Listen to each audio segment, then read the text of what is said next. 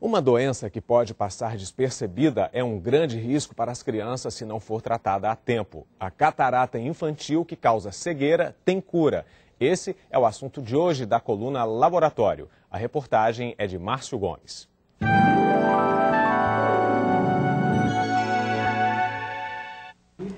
É apenas um facho de luz, mas suficiente para que a médica faça um exame nos olhos do pequeno Pedro. Esse gostou. Com 1 ano e 4 meses, ele recebe a atenção de uma oftalmologista. Pedro ainda era um bebê de 3 meses quando foi diagnosticada a doença, que é a principal causa da cegueira infantil no mundo. Estamos falando da catarata infantil, que pode ter origem numa alteração genética, numa doença infecciosa e que, se não for detectada bem cedo, pode evoluir perigosamente para um quadro como esse, em que a imagem é apenas um borrão ou até mesmo para a perda total da capacidade de enxergar.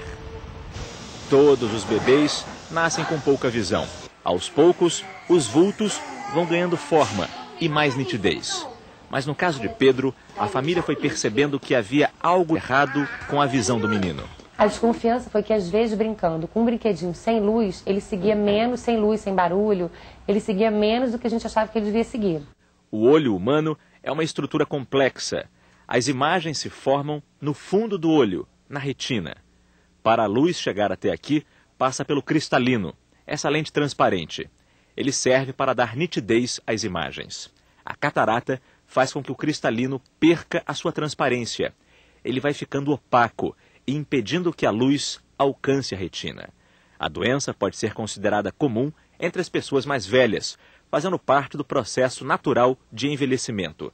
Mas entre os bebês pode ser evitada, com um pré-natal cuidadoso e um simples exame que tem que ser feito pelo pediatra nos primeiros dias de vida. Se você deixa passar essa oportunidade do tratamento, da época correta de tratar, você já não alcança o resultado visual esperado. Pedro teve o cristalino opaco dos 2 olhos retirado quando tinha 4 meses e agora usa uma lente de contato. Se demorasse mais tempo para fazer a cirurgia, ele poderia perder a visão para sempre. Isso porque, não permitindo que as imagens se formem na retina, a catarata impede uma outra etapa para o processo de visão. É na retina que a luz se transforma em impulsos elétricos, que são levados ao cérebro para, aí sim, enxergarmos. Em um bebê, sem que a luz entre pelo olho, o cérebro, a partir de 4 meses sem receber estímulos, volta suas atenções para outros sentidos. É uma corrida contra o relógio. Alguém disparou um timer e você tem que correr atrás. Apesar da vitória de Pedro, Cristiana decidiu que vai continuar enfrentando a catarata infantil. Agora, em outras crianças que não conseguem ser atendidas a tempo.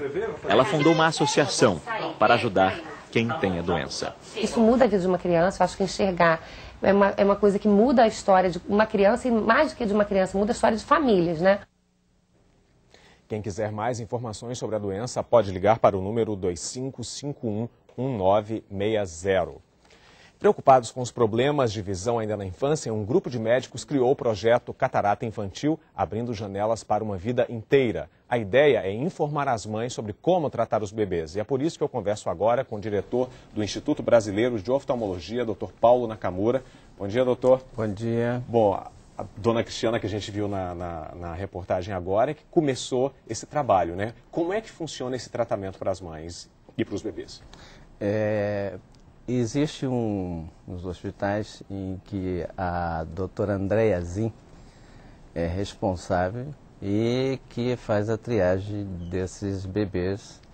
E na indicação da cirurgia, ela é levada para o Instituto Brasileiro de Oftalmologia e aí faz-se a cirurgia. Mas em que hospitais isso acontece? São hospitais da rede pública, quando o médico identifica uma criança, um bebê com catarata, já encaminha para o Instituto Brasileiro de Oftalmologia? Existe a doutora Fabiana, a doutora Simone, que trabalham nesses hospitais, em que fazem a triagem e dentro dessa triagem, dentro da nossa possibilidade, né, dentro dessa ONG, a gente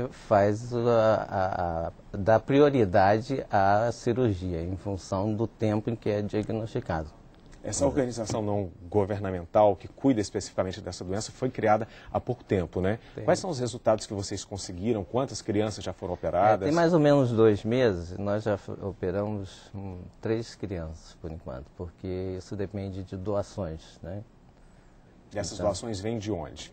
Quem são os parceiros de vocês? Empresários que se sensibilizaram com essa situação, né?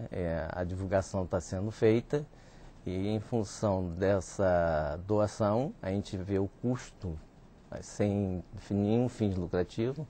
A participação do IBOL é com a cirurgia e em função do que a gente arrecada a gente vai podendo fazer algumas cirurgias. Evidente que nós estamos no começo e nós temos a pretensão de resolver mais problemas. E como o doutor André cita, quanto mais cedo a gente fizer, mais chance tem de a gente recuperar a visão e fazer com que essa criança se torne uma pessoa produtiva no futuro. Pois é, existe algum sinal que a mãe do bebê possa ter, alguma coisa que ela possa olhar e desconfiar? Ele pode ter catarata?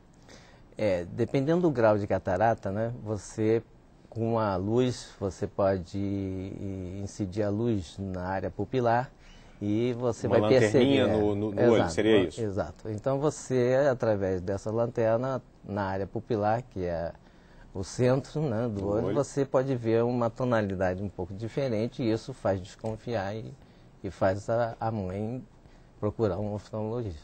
Mas essa cor seria o quê? Menos brilho no olho, é isso? Por exemplo, a cor normal seria preto. Preto de transparência, né? É preto porque não existe opacidade nessa lente. Se essa lente, que deveria ter uma imagem preta, você começa a ver esbranquiçado, significa que tem alguma coisa de anormal. Agora, depois que o bebê passa pelo tratamento, na vida adulta, ele vai ter uma visão normal? É uma coisa que sempre tem que ficar cuidando? Pode ter que fazer outras cirurgias? Como é que funciona?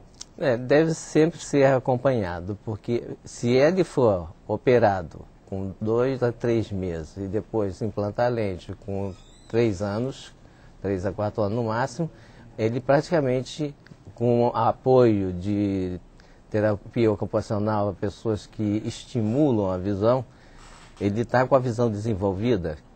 Isso não quer dizer que ele não deva ser acompanhado, porque deve ser visto sempre a medida da pressão ocular, deve ser visto o fundo do olho, porque ele passou a ter um olho modificado.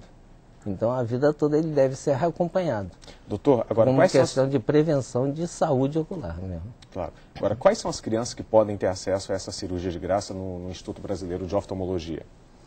Então, isso depende de verba que a gente tenha. Dependendo da verba que a gente tenha, a gente vai dar prioridade às crianças que têm a chance de ter uma recuperação